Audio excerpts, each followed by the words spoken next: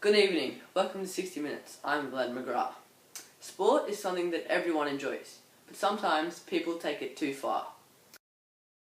It is an increasing concern in sports all over the world, and for some unlucky players, it has changed their life. In 2004, in the NBA, the Indiana Pacers and the Detroit Pistons were playing a finals game when one Pacers player jumped the barrier and started assaulting an innocent spectator.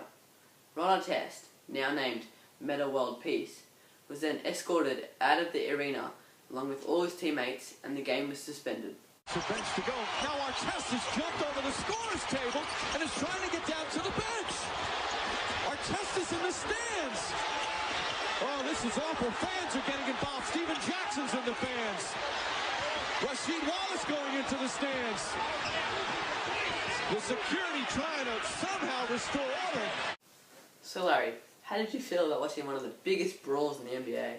It was one of the worst things I've seen as a coach and one of the hardest fights to break up. What do you think the players deserve as a punishment? I hope they get the rest of the season and whatever needed. Thanks for your time. As you can see, violence seriously affects the spectators and the people around it. Ron Artest, the offender, was then suspended for the rest of the season. We need more people to open their eyes and realise violence in sport does not belong. Even in one of the biggest rugby league games in Australia, there is still violence.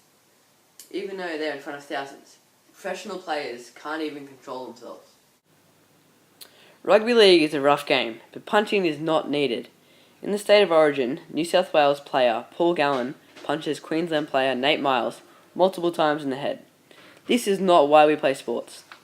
Acts of violence like this influence the younger generation of sports players, telling them it's okay to fight and punch other players. It must be stopped before it's accepted into the sports, especially for kids.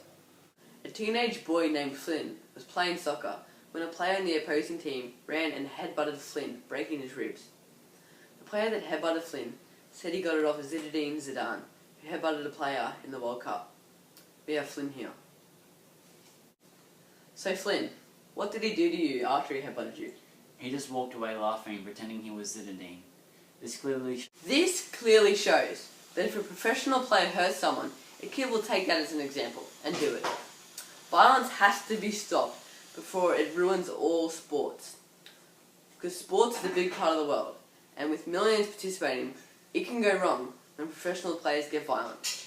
It affects everyone and ruins the fun of the game, and is a terrible example. Violence in sport must be stopped, and if you would like to help, visit www.stopviolenceinsport.com. Thanks for watching. I'm Glenn McGrath.